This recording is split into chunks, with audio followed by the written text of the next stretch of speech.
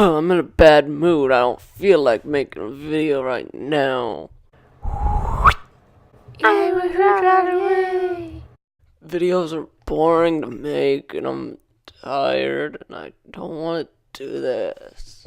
My dumps are down. How do I lift my spirits? Well, now I've backed myself into a corner with this gag. Now I don't know where to go on this video from here. Maybe I should just act normal. So I'm back working on one of Jazzas competitions, and this theme is under the surface. You have to take something and draw what it's like underground, I guess, kind of like Diglett. How nobody really knows what Diglett's body looks like under the ground. You have to basically illustrate what Diglett's body would look like, but you can do it with anything. So I've chosen what an ostrich's head looks like underground. And this idea actually came to me after a good bit of brainstorming. I didn't just think of this right away. And the idea to have what is actually happening under the ground came after even more brainstorming, so I'm not going to go into that yet, just in case you haven't even seen the finished illustration. Now you might notice that I'm in Animate CC, or Flash, and it's because recently I've been trying out something new where I do all my line art in Flash. Because it's vector, I get to push it around, move it, smooth it out, and it looked really nice because I can fake pin pressure sensitivity and stuff, and you know, there's all this good stuff that you get to do with line art in Flash. Now, after I'm done with the line art, I move over to Photoshop and start coloring it, but more on that later. Something new I tried doing this time was adding a ton of detail lines, like really a lot, like on the ostrich's neck, legs, on the pole, around the dirt, on the cactus, on the guy's clothes, just a lot of little tiny lines strategically placed to make it look really cool. And yeah, it turned out really neat actually, like I like it.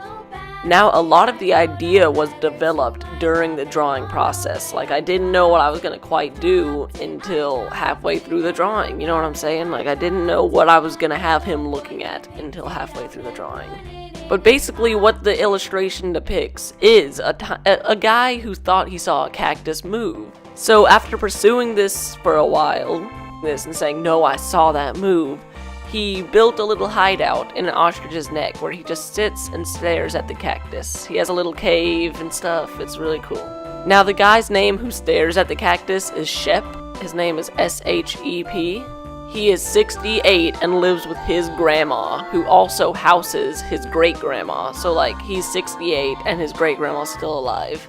She doesn't really do much. Sometimes it's hard to tell if she's dead or alive. She just kind of sits there and looks around places, you know.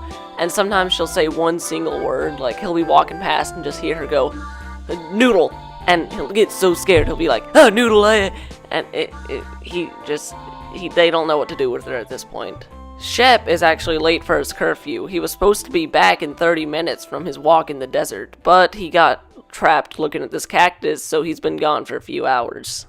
His mom is a 95-year-old businesswoman, so she's never at the house. He's always there with just his grandma and his great-grandma. So whenever he gets home, his grandma, you know, grandmas are lenient, so she's not gonna get that mad, but she's still gonna be disappointed in him. She's gonna give him that look like, I know you knew better. I know you knew better than to do that, but you did it. Now, I decided to put the picture setting at nighttime just to show that he's been there for a while, and to give this really cool moonlight to just, you know, this like ambient lighting going through the entire thing. I think it turned out really cool. I mean, you'll see I add this like glowy effect to all the sand dunes behind him later, and I think that looks really neat. Now, for the type of humor I put into this, I actually got a lot of inspiration from The Far Side. I love The Far Side. They're so funny. And I thought, what if I did something kind of similar in the fact that just one image displaying a funny joke? Here's an example of one of his comics. Funny stuff, really. They're amazing. Just like that last one was called God Makes a Snake, this one's called I Swear I Saw It Move. Now, more on the art part of this. I discovered like several new techniques while I was drawing this that maybe I want to make a video out of even. Like, they're really cool, clever techniques that I think are great. Now, I must admit, I found most of them on accident, but that doesn't mean I didn't invent them. I actually probably didn't invent them, but, you know, it's fine. Whatever. No one invents anything anymore.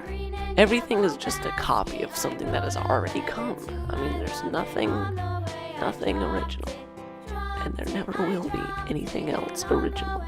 The lantern you see me drawing now was one of the hardest parts, actually. I don't end up using this design, I scrapped. You can see it right there lighting up his little hole. And yeah, it turned out pretty good, I think, but it was very difficult to draw a lantern. I don't know why. The shading in the hole, the way the light looks, I'm actually really happy with. I really like the way that the light reflects off everything and how it gets all warm and stuff. It looks cozy in there.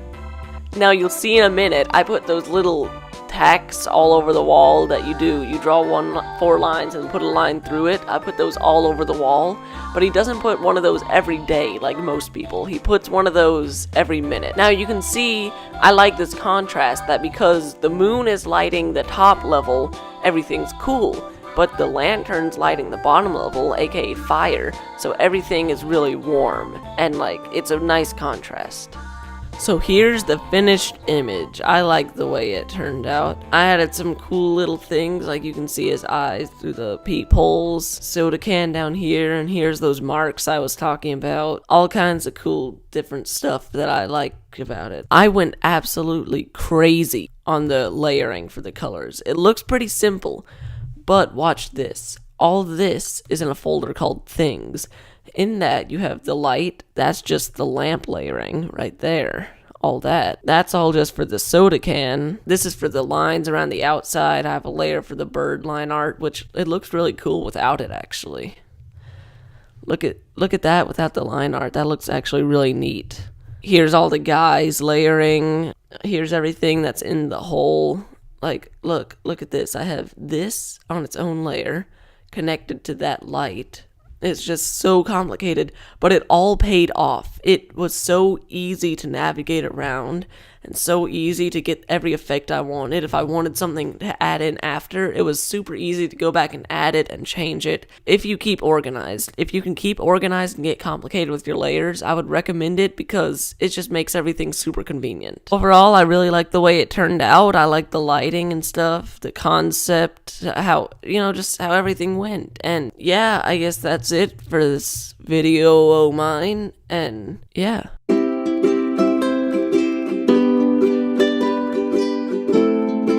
Oh, so glad that recording's over. I can go back to being myself. Having to fake be happy for recording is so hard.